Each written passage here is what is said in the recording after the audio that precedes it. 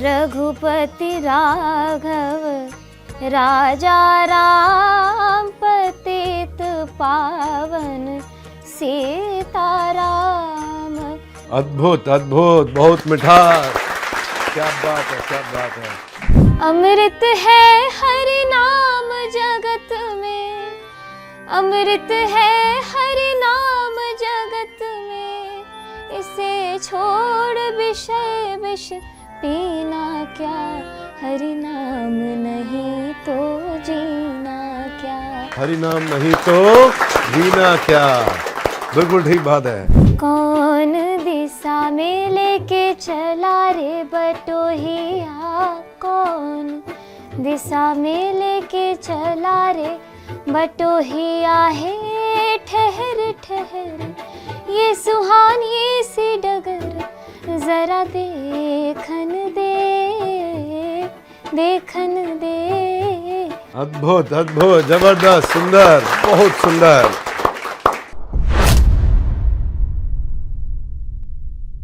नमस्कार, विवेक बिंद्रा बोल रहा हूँ, फाउंडर एंड सीईओ बड़ाबिजनेस.com। द बड़ा भारत शो में आपका बहुत बहुत स्वागत है। ये इंडिया के हमारे कुछ खास लोग जो हमारे ग्लोबल ब्रांड एम्बेसडर बन जाते हैं, ऐसे लोग जो भारत को बड़ा भारत बनाते हैं, उनकी कहानियाँ हम आप तक पहुँचाते हैं। तो आज की मेहमान कौन है? आज के जो मेहमान है, माँ सरस्वती का इनके पास एक वरदान है। ये सुर संगीत से मिली इनको सोशल मीडिया पे बड़ी पहचान है। जब ABC पढ़ते हैं, ABCD पढ़ने की उम्र में सारे गामा गाया इन्होंने। नाकामयाबी मिली, पर उसमें नाकामयाबी में न को हटाया इन्होंने। हाँ, तो यानी कि नाकामयाबी को कामयाबी में बदलने वाली बिहार की ब्रांड एम्बेसडर, खादी के लिए brand ambassador for Bihar election commission. स्वागत करिए बिहार की आइकॉन मैथिली ठाकुर जी का। Thank you so much. Singing तो बहुत लोगों को हम सुनते आ रहे हैं, जो अपने भजन भी गाते हैं, संगीत, और इसमें लता मंगेशकर जी भी रही, अनूप जलोटा जी, श्रेया घोषाल, सोनू निगम, इस सब ने बहुत अच्छा गाया। आपने छोटी उम्र में ही बहुत प्रतिभा दिखाई है। तो क्यों नहीं आज का इंटरव्यू की शुरुआत भी किसी भक्ति संगीत से हो जाए, जो आपको पसंद आता हो, उसकी 2 लाइन गाएं। रघुपति राघव राजा राम पतित पावन सीताराम। रघुपति राघव राजा राम पतित पावन सीताराम। सीताराम सीताराम भज प्यारे तू सीताराम। सीताराम सीताराम भज प्यारे तू सीताराम। रघुपति राघव राजा राम पतित पावन सीताराम। अद्भुत अद्भुत, बहुत मिठास, क्या बात है, क्या बात है। अभी समझ आया सोशल मीडिया पे आपकी इतनी फॉलोइंग कैसे हो गई। सिंगर्स तो और भी बहुत है, सोनू निगम के भी 2-2.25 मिलियन फॉलोअर्स, सब्सक्राइबर्स हैं। हमारे यहाँ बी प्राक आए थे अभी मेरे जन्मदिन पे, बड़ा अच्छा फाउंडर्स डे पे उनके भी लगभग 2 मिलियन के आसपास है। पर मैं देख रहा था कि मैथिली ठाकुर, आपके 4 मिलियन से ज़्यादा सब्सक्राइबर्स हैं यूट्यूब पे। फेसबुक पे तो आई थिंक शायद बहुत ज़्यादा, 14 मिलियन है। तो दिस इज़ अमेजिंग। कैसे किया, क्या स्ट्रैटेजी थी आपकी जो इतने फॉलोअर्स आपके बढ़ गए सोशल मीडिया पे? ये नंबर्स एक्चुअली मुझे खुद ध्यान नहीं रहते कि मेरे कहाँ पे कितने हैं। पापा देखते रहते हैं, मुझे बताते रहते हैं कि अच्छा अभी ये अच्छा हो रहा है, ये वीडियो अच्छा लग रहा है लोगों को, तो ऐसे और गीत गाने हैं। तो ऐसा कोई स्ट्रैटेजी था नहीं। मैं 2018 से मैं एक्टिव हुई और सबसे पहली बार मैंने फेसबुक पे अपना पेज बनाया, अपना यूट्यूब बनाया 2017 के एंड में। 2018 से मैंने इस पे काम करना शुरू किया और तब से मेरा बस एक ही काम था कि मुझे जो आता है वो लोगों को सुनाना है। तो हम लोग रॉ फ़ोन पे वीडियो बनाते थे, पंखा बंद करके, बिल्कुल सारा सन्नाटा हो, मम्मी को बोल के कि अभी किचन का काम नहीं करना, क्योंकि हम लोग 5 लोग एक ही रूम में रहते थे। तो सब एक शाम का टाइम बनाते थे। उस समय क्या होता था, पंखा बंद करने के बाद भी गर्मी नहीं लगती थी शाम के समय। तो फ़ोन मम्मी को पकड़ाते थे कि आप वीडियो का रिकॉर्ड जब हम गाना शुरू करें तो ऑन कर देना। तो उसी हिसाब से रॉ वीडियो बनाते बनाते वो पोस्ट करना शुरू किए। तो हमें उम्मीद नहीं थी कि उसको 10 लाख लोग 15 लाख लोग एक दिन में देखेंगे। फिर धीरे धीरे करते गए, जैसे जैसे हमारे पास थोड़े थोड़े फंड आने शुरू हुए तो उसको हमने लगाना शुरू किया, अच्छे क्वालिटी में बनाना शुरू किया। माता पिता ने आपको बहुत सपोर्ट किया, हाँ? उन्हीं के सपोर्ट से ही सब कुछ हो वो पाया। छोटी उम्र में, मतलब जिस समय बड़ा टेंशन रहता है कि उस समय मुझे लगता है कि उनका आपको काफ़ी सपोर्ट रहा कि पढ़ाई हो रही है ठीक, नहीं हो रही है ठीक, म्यूज़िक की पढ़ाई पूरी करते रहो, ऐसा मुझे कोई बताया? क्या ये बात ठीक है? पढ़ाई से पापा को उतना वो नहीं था कि तुमको इतना स्कोर करना ही है, क्योंकि पापा को ये था कि म्यूज़िक ही करना है। बाकी पढ़ने का मन हो तो ठीक है, तुम बोलोगे पढ़ने का मन है तो एडमिशन करा देंगे, पढ़ाई कर लेना, लेकिन करना तो यही है। तो इस तरीके से हमको भी काफ़ी एश्योरिटी थी कि पापा कभी डांटेंगे नहीं, लेकिन मन में ये भी था कि जब स्कूल जा ही रहे हैं और जब हमें अपॉर्चुनिटी मिल ही रहा है तो क्यों ना अच्छे से पढ़े। तो आपने क ख ग भी अच्छे से पढ़ा, सारे गा मा पा भी अच्छे से पढ़ा, दोनों पे ध्यान लगा। पर लेकिन कमाल की बात है, जब आप पहली बार स्कूल गई तो मैंने सुना सीधा 6th स्टैंडर्ड में गई थी आप? हाँ, मैं 5वीं में पहले गई थी ताकि मुझे वो टीसी मिल जाए, ताकि मैं 6ठी में एडमिशन ले पाऊँ। तो बाकी पढ़ाई घर पे हुई थी? हाँ, उससे पहले मैं घर पे ही पढ़ रही होम थी। स्कूलिंग? हाँ, और जब मैं नई नई दिल्ली आई थी, शायद मैं 6.5 साल की थी, तब मैंने 5वीं में एडमिशन लिया था।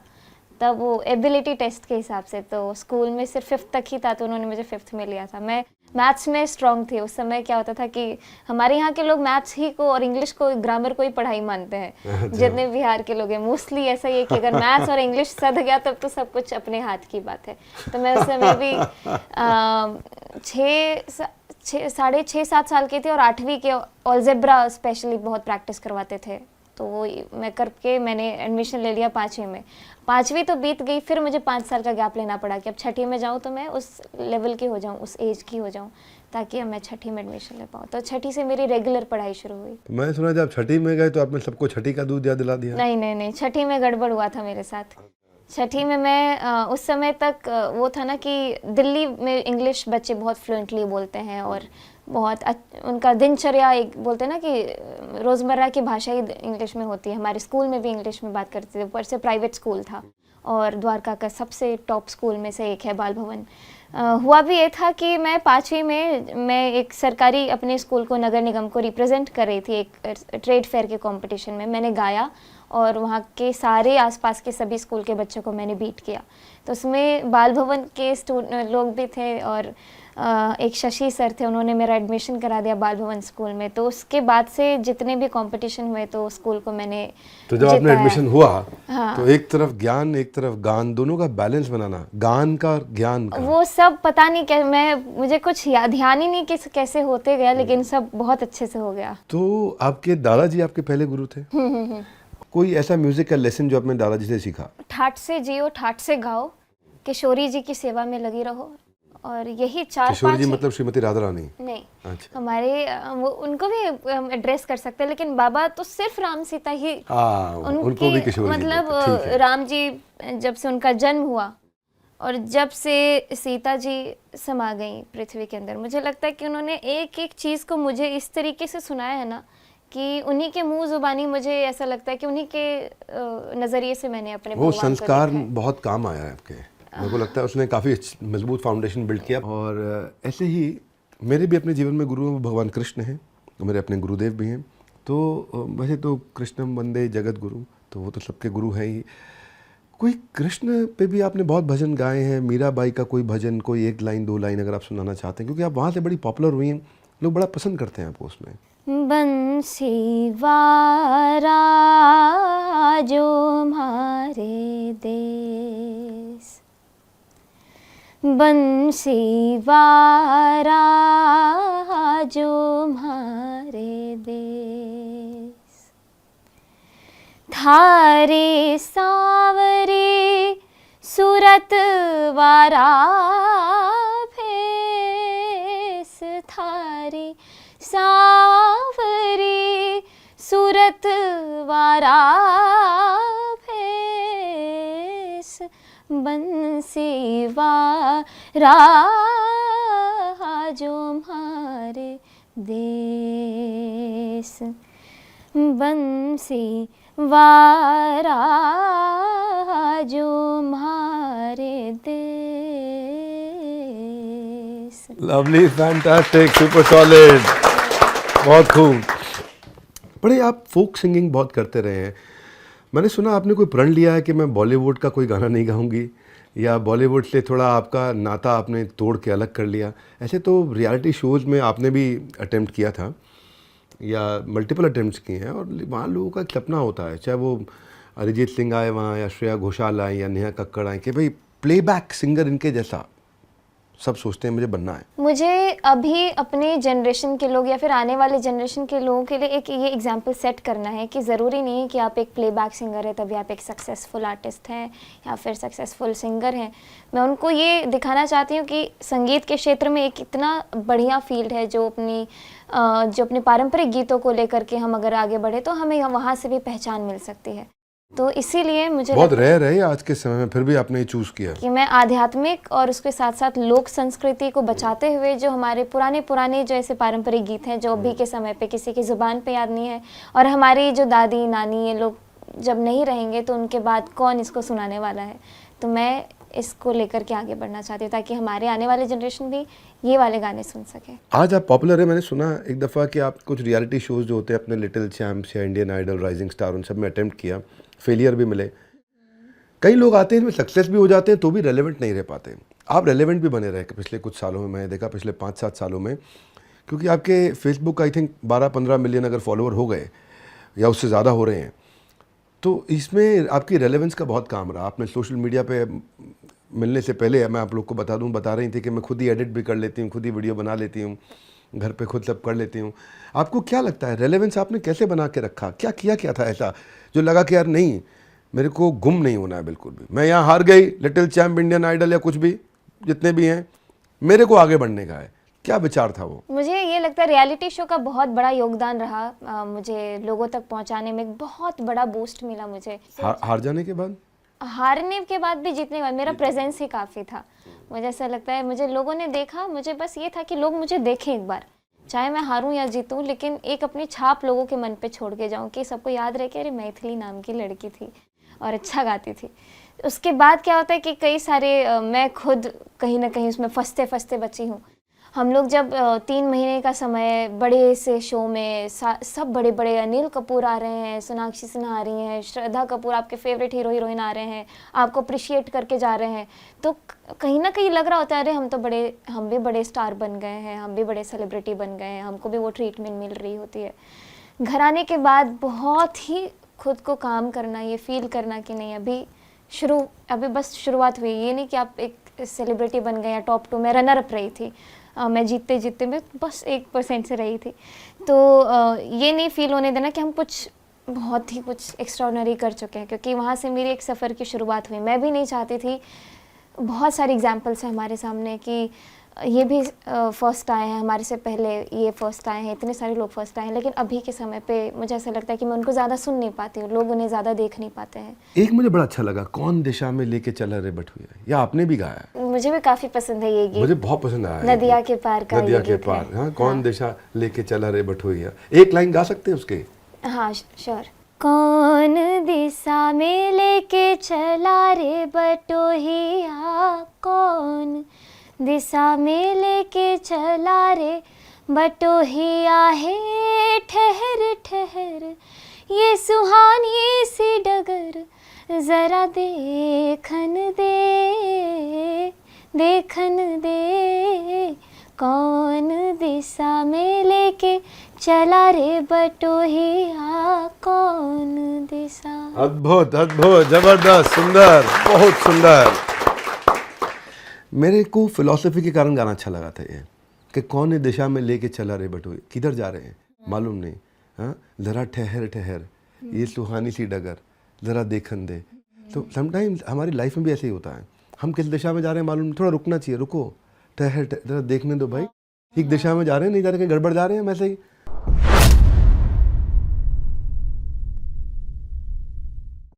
आजकल एक आ गया सिस्टम, इसको बोलते हैं ऑटो ट्यून। तो उसमें क्या कोई भी गाता है, आवाज़ सुरीली हो जाती है। सलमान खान सिंगर बन गए, आलिया भट्ट बन गए, आमिर खान बन गए ऑटो ट्यून के चक्कर में। तो बड़ा फायदा तो हो रहा है। म्यूजिक लवर को अगर समझ में कैसे आए कि यार ये बंदा अच्छा गाता है नहीं गाता, क्योंकि अपने लोग को तो नॉलेज ही नहीं है। हम लोग ये देखते हैं कि 3 से 5 से 6 साल के अंदर एक ऐसा नया ट्रेंड अलग आता है, उसके बाद सब लोग उस तरफ बढ़ जाते हैं। अरिजीत सिंह का ट्रेंड वहाँ चले जाएंगे, बादशाह का ट्रेंड आया फिर वहाँ चले जाएंगे। आप इसको कैसे देखते हैं सिंगर को, और केवल सिंगर नहीं मैथिली, हर इंसान को अपने आप को रेलेवेंट रखने के लिए क्या करना चाहिए? बॉलीवुड में ऐसा कौन सा सिंगर है जिसकी हाइप बहुत है लेकिन दम नहीं है?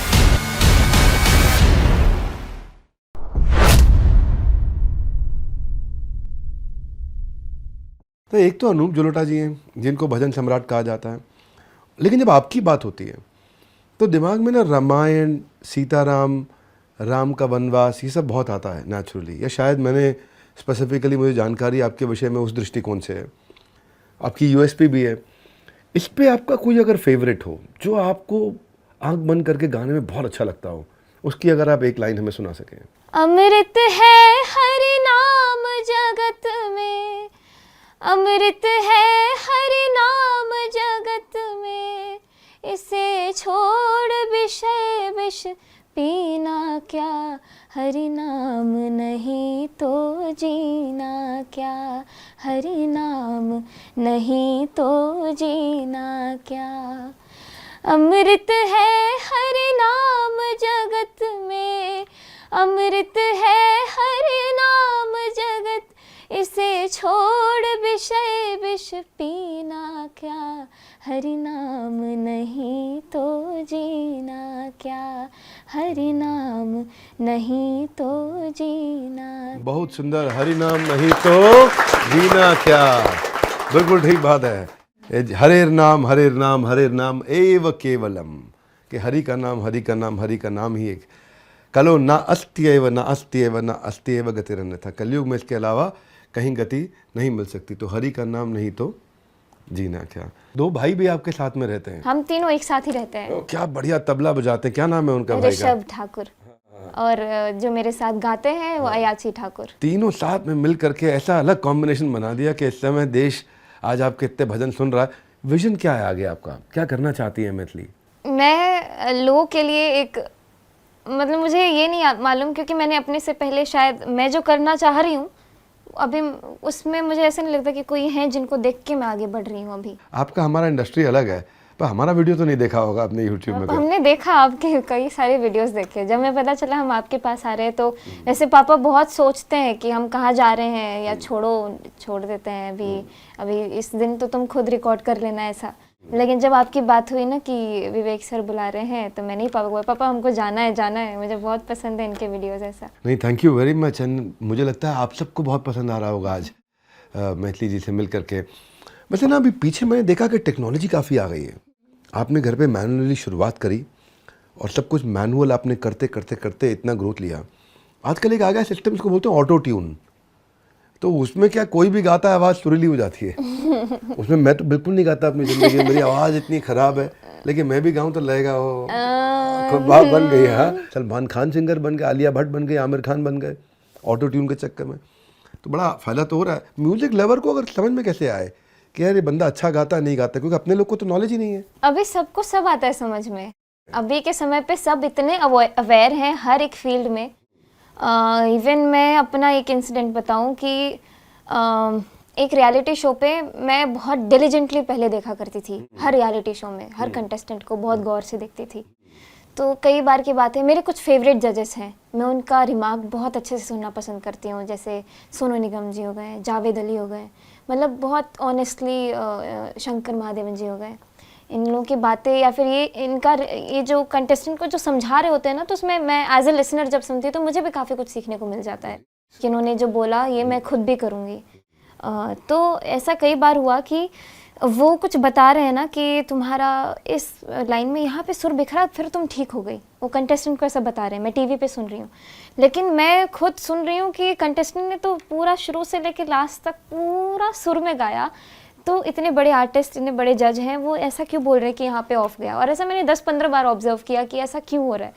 तब मैं फिगर आउट कर पाई कि रियलिटी शोज़ में भी आजकल ऑटो ट्यून का इस्तेमाल हो रहा है, और ये काफ़ी ज़्यादा ही दिखता है कि किस प्रकार ऑटो ट्यून का बोलबाला है। हालांकि ये भी है कि ऑटो ट्यून में भी कई ज़्यादा वृद्धि हो रही है, उसमें भी टेक्निकल टीम इतनी ज़्यादा टेक्निक स्ट्रांग हो गई है कि वो पता भी नहीं चलता कि वो ऑटो ट्यून का इस्तेमाल हो रहा है। तो वही बात है, लता जी के समय में, आशा जी के समय में वो लोग को बस वो खड़े होकर के कहीं गा भी दे तो वही ऐसा लगता था कि अमृत घुल गया बिल्कुल। एब्सोल्युटली। अभी के समय पे गाने आते हैं और कुछ ही महीनों बाद वो गायब हो जाते हैं, महीने भी नहीं, अब तो मैं बोलूँगी हफ्ते में उसका ट्रेंड खत्म हो जाता है, वो गाने गायब हो जाते हैं। ट्रेंड्स बहुत तेजी से बदल रहे हैं, मैंने देखा है हर 3 से 5 साल में एक सिंगर का ट्रेंड पूरा बदल जाता है। पूरा लाइफ टाइम खत्म हो जाता है। हम हैरान हो रहे हैं, दलेर मेहंदी एक टाइम पे इतने पॉपुलर थे, मिक्का का अपना एक समय था, एक वो जो 4 बोतल वोडका हनी सिंह, एक उनका अपना एक समय था। मतलब स्पैन धीरे धीरे मुझे ऐसे लगता है कि वो कम होते जा रहा है एक आर्टिस्ट की लाइफ। कम हो रहा है, ये बहुत फ़र्क आ रहा है इसमें। और हम लोग ये देखते हैं कि 3 से 5 से 6 साल के अंदर एक ऐसा नया ट्रेंड अलग आता है, उसके बाद सब लोग उस तरफ बढ़ जाते हैं। अरिजीत सिंह का ट्रेंड वहाँ चले जाएंगे, बादशाह का ट्रेंड आया फिर वहाँ चले जाएंगे। फ़र्क आ रहा है पूरा, कंटिन्यूस 5, 7, 8, 10 गाने 15 गाने एक आदमी के हिट चलते हैं तो वो ट्रेंड सा बनने लग जाता है। आप इसको कैसे देखते हैं सिंगर को, और केवल सिंगर नहीं मैथिली, हर इंसान को अपने आप को रेलेवेंट रखने के लिए क्या करना चाहिए? अभी कंपटीशन इतना ज़्यादा बढ़ रहा है कि अगर आप जल्दी जल्दी शिफ्ट नहीं होंगे, ऐसा लग रहा है कि आप एक ही जगह पे खड़े हो गएंगे तो आपके आगे बहुत सारे लोग निकल जाएंगे। जैसे कि मुझे लगता है आप भी अपने इतने सारे शोज़ में, अपने इंटरव्यूज़ में, हर एक इंटरव्यू में आप कुछ नई नई चीज़ें लाते हैं ताकि इस बार अच्छा हो, इस बार और अच्छा हो, यही होता है। और मुझे लग रहा है कि बाकी सिंगर्स की बात अलग है, मेरा जोन बहुत ही कम्प्लीटली डिफरेंट है, तो मैं उनके बारे में कुछ टिप्पणी नहीं करूँगी। जिसके पास दम है, जिसके अंदर दम है, जो असली आर्टिस्ट है, जिसने सीख के गाया है, वो अभी भी सर्वाइव कर रहे हैं, चाहे वो कितने भी साल उनको इंडस्ट्री में बीत गए हों। काफ़ी ऐसे नाम है जो मैं अभी बोलना नहीं चाहूँगी, मतलब ऐसे हैं जिनके अंदर दम है, वो सर्वाइव कर रहे हैं। आपने बताया कि आप अपने कुछ अच्छे जजेस को सुनती हैं, उनसे सीखती हैं। ऐसा क्यों करेक्शन दिया, ऐसा क्यों करेक्शन दिया, रिवाइंड करके फिर से चेक किया, सीखते हैं। हर क्रिएटिव आदमी का अपना सीखने का तरीका होता है। ए.आर. रहमान जी कहते हैं जब मैं कुछ नया बना रहा हूँ सारी रात जग करके, हाँ, रात में ही दिमाग खुलता है। आपका अपना क्रिएटिविटी लाने का क्या तरीका है? क्या आपने कोई नुस्खा अपनाते हैं, यार मैं ऐसे क्रिएटिव ज़्यादा हो जाती हूँ? अपने आप वो सोच के नहीं आता है कि हमको अभी क्रिएटिव होना है, आज तो हम होएंगे या फिर ऐसा करेंगे। एकदम से ब्रश करते करते कुछ हिट हो जाता है, मम्मी के साथ कुछ हेल्प करते करते एकदम से दिमाग में कुछ हिट हो जाता है, अरे ये अच्छा लग रहा है। फिर अब वो कुछ अच्छा लगे तो उसको दोहराते गए, दिन भर में 50 बार दोहरा दिया, फिर कुछ नया अच्छा बन के आ गया। या फिर मुझे मेरी क्या आदत है, मैं जिस चीज़ पे काम कर रही हूँ, मुझे चाहे वो भाषा आती हो या नहीं आती हो, लेकिन उस भाषा के कम से कम 150 गीत तो मैंने सुने ही होंगे। ये बहुत बड़ी चीज़ है। मुझे वो भाषा आती हो ना आती हो, 150 गीत भी सुने और गा भी दिए। मैं ये देख रहा था हिंदी में, बंगाली में, मैथिली में, उर्दू में, मराठी में, भोजपुरी में, पंजाबी में, तमिल, इंग्लिश, कितना कुछ गाया आपने। ये कैसे कर लिया? मुझे एकदम से कुछ पसंद आ जाता है। जैसे गढ़वाल के जो लोग हैं, अपने पहाड़ के जो लोग हैं, उनके लोकगीत का एक अलग ही टेस्ट है। वो सुनते गई, मैंने एक गीत सुना, मुझे इतना अच्छा लगा कि और 4-5 सुन लिया। फिर और मैं 1 महीने तक सिर्फ मांगल गीत ही सुनते रह गई। उनका हल्दी हाथ का गीत होता है, वो सुनते रह गए। फिर मुझे लगा ही नहीं कि ये भाषा मुझे आती नहीं है। एक दिन गाने बैठी और रिकॉर्ड कर लिया बस। ऐसे तो कहा जाता है म्यूजिक हैज़ नो बाउंड्रीज, और आपने करके भी दिखाया। बहुत मुश्किल होता है ये, लेकिन आप क्या है, मुझे लगता है कि पहले आप म्यूज़िक में चले जाती हैं, फिर म्यूज़िक आप में चला जाता है, उसके बाद म्यूज़िक बाहर निकल के आ जाता है। आई डोंट नो कैसे हो जाता है। तो मैं ये आपके कुछ ये शारदा सिन्हा जी, मालिनी अवस्थी जी के बाद छठ पर्व पे आपने भी कुछ काम किया, आपके गाने सुने जाते हैं। तो अगर आप लोगों ने भी सुने हो कि तो बिहार, झारखंड, उत्तर प्रदेश, ये लोग भी मेरे को माफ़ नहीं करेंगे अगर मैंने आपसे कोई अपने फैंस के लिए कोई छठ का कोई या इस दिशा में कोई पॉपुलर गाना मैंने रिक्वेस्ट नहीं किया। तो मुझे लग रहा है नीचे कमेंट बॉक्स में पिटाई होती है आजकल। तो पिटाई का तरीका अलग है, डिजिटल पिटाई तो कमेंट बॉक्स में होती है। हाँ, एनीथिंग यू लाइक। हाँ, मेरा भी वैसे छठ का गीत है, लेकिन मेरा जो पसंदीदा छठ का गीत है, जो बचपन से सुनते आ रही हूँ, वो सुनाऊंगी मैं। सोना सट कुनिया हो दीनानाथ,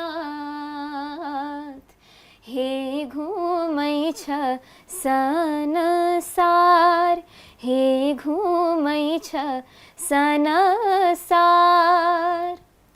आन दिन उगै छ हो दीनानाथ,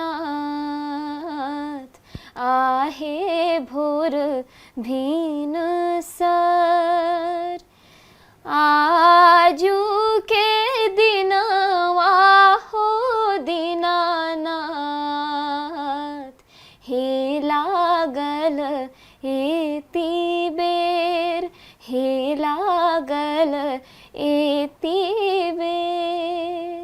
अद्भुत, बहुत सुंदर, बहुत खूब। आपने गाया, मुझको अच्छा लगा, और सोशल मीडिया की टीम बोले कि डिजिटल पिटाई से बचा लिया आपने हमारे को। बॉलीवुड में ऐसा कौन सा सिंगर है जिसकी हाइप बहुत है लेकिन दम नहीं है? इसका तो देना पड़ेगा आंसर। नहीं, पिटवाएंगे आप। चलो छोड़ देते हैं। बॉलीवुड में कोई ऐसा सिंगर जो कि बहुत अच्छे हैं लेकिन उनका नाम नहीं हो पाया किसी कारण से? एक्चुअली अभी कुछ समय पहले ऐसा जब एक सडन न्यूज़ आई थी के बारे में कि उनकी डेथ हो गई, वो भी परफॉर्म करते, मतलब मुझे लगता है मैं कभी इतनी दुखी नहीं हुई होंगी जितना उस दिन। एक उनके जाने के बाद तो ऐसा लगा कि सब उन्होंने जितने भी गाने गाए एक बार दोबारा से सुने, या फिर मुझे लग रहा है कि उस समय के बाद उन्हें लोग और ज़्यादा ढूंढना शुरू कर चुके। सबसे अच्छा कॉम्प्लीमेंट अभी तक क्या मिला है? मुझे बहुत अच्छा लगता है जब मेरी मम्मी को, वैसे लोग ज़्यादा नहीं देखे हैं, सिर्फ व्लॉग्स जो फॉलो करते हैं उसमें देखते हैं, लेकिन लोग जब मुझे बाहर मिलते हैं जिन्होंने मम्मी को कभी देखा भी नहीं है, वो लोग भी मम्मी की तारीफ़ करते हैं कि मुझे भारती जी का संस्कार, हमको भी ऐसे ही पेरेंट्स बनना है। बहुत खूब, बहुत खूब।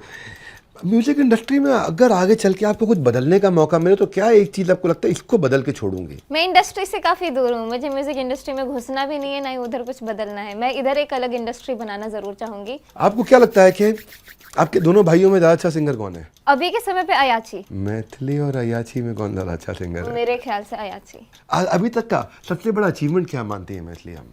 मुझे जो लोगों का प्यार मिल रहा है, कभी एक्सपेक्ट नहीं किया था। अच्छा, ज़्यादा डर कब लगा था? पहली बार जब स्कूल में गई थी या पहली बार रियलिटी शो में गई थी? जब पहली बार स्कूल में गई थी। पहली बार स्कूल में गई थी, ओके। आपके पापा कभी कभी क्या वो हानिकारक बापू की तरह सख्त भी हो जाते हैं? रेयर, 100 में से 1% का चांस होता है कभी कभार। जब आप इवेंट्स में जाती हैं, आपसे सबसे ज़्यादा डिमांड कौन से गानों की होती है? अरे पूछिए मत, मुझे ऐसा लग रहा है कि मैं जब किसी इवेंट में जाती हूँ तो मैं अपने पसंद से कुछ भी नहीं गाती हूँ। सब आता रहता पर्ची? सब पर्ची नहीं, सामने से मैथिली नगरी हो अयोध्यासी, मैथिली हमारे पहुना। अलग अलग जगह के लोग होते हैं ना एक जगह पे इकट्ठे, वहीं पे कोई हमारे पहाड़ी भाई होते तो मैथिली मांगल गीत ऐसे, तो सब मैं से पूरे 2 घंटे में परफॉर्म करती हूँ, तो 2 घंटे सिर्फ उन्हीं के पसंद से गाती हूँ। बहुत खूब, बहुत सुंदर, अच्छा लग रहा है। इतना मेरे को एक्साइटमेंट आ रहा है, मैं अभी तक आपका इवेंट क्यों नहीं अटेंड किया? क्यों नहीं किया? मुझे भी दुख हो रहा मुझे है। लग अब रहा आपको है अब आना आपको चाहिए। आपके इवेंट में आना चाहिए, वहाँ पे आकर के हम भी कोई आवाज़ मारेंगे मैथिली मैथिली ये वाला जो। कोई ऐसी पर्सनालिटी जिनसे आप मिलना चाहते हैं, यार इनसे मिलना चाहते हैं? देश के प्रधानमंत्री और राष्ट्रपति। सिर्फ 22 साल की उम्र में पा लिया इन्होंने ऐसा मुकाम। लोकगीत और भक्ति संगीत में धूम मच रहा है और मचाया जा रहा है इनका नाम। आज इतना सोशल मीडिया पे आप फेमस हो गई हैं मैथिली जी, माँ सरस्वती से आपको सिर्फ सुर संगीत नहीं बल्कि और सद्बुद्धि और सादगी और समझ भी मिली है, और इसी को आपने अपने वीडियोज़ के द्वारा सब तक पहुँचाया। आपकी उम्र छोटी है मैथिली जी, लेकिन आप और आपके सुंदर से जवाब और आपके जवाब में झलकती आपकी सोच वो बहुत बड़ी है। उम्र भले ही आपकी शायद 22 की है, तो शायद इसीलिए आपकी आवाज़ किसी की मोहताज नहीं रही। मैथिली जी, आपने सिर्फ मंच ही नहीं बल्कि लाखों करोड़ों के मन जीता है। आज मेरा हृदय और जीत लिया है, और मैं मिस कर रहा हूँ कि मैं कब आपके लाइव शो में जाऊँगा, वहाँ आवाज़ मारूँगा मैथिली में आया हूँ। आज हमारे साथ जुड़ने के लिए, इस मंच को संगीत से सजाने के लिए आपका हृदय की गहराई से प्रेम पूर्वक बहुत बहुत धन्यवाद। हमारे सारे ऑडियंस को मैं कहना चाहता हूँ, इस वीडियो को किसको शेयर करना है वो आपको पता है, मुझको नहीं पता। मैं अपने आप को शेयर जरूर करने वाला हूँ। सब अपने मम्मी पापा को जरूर शेयर करेंगे। वाह, मम्मी पापा को शेयर मुझे जो भी लोग मिलते हैं बाहर यही बोलते हैं कि मेरी मम्मी आपकी फैन है, मेरे पापा फैन है। अरे वाह, अरे वाह। कमेंट करिए आपको मैथिली से मिलकर कैसा लगा, क्या अच्छा लगा आपको। और बस थोड़ा सा इंतज़ार, आ गया एक और बड़ा बुधवार। मिलते हैं अगले बुधवार, आपसे एक और नई कहानी लेके आएंगे आप तक। जिसने बड़ा भारत को बड़ा भारत बनाया उसको आप तक पहुंचाएंगे। आप सबका हृदय की गहराई से प्रेम पूर्वक बहुत बहुत धन्यवाद। मैथिली, आपका विशेष धन्यवाद। बहुत बहुत धन्यवाद।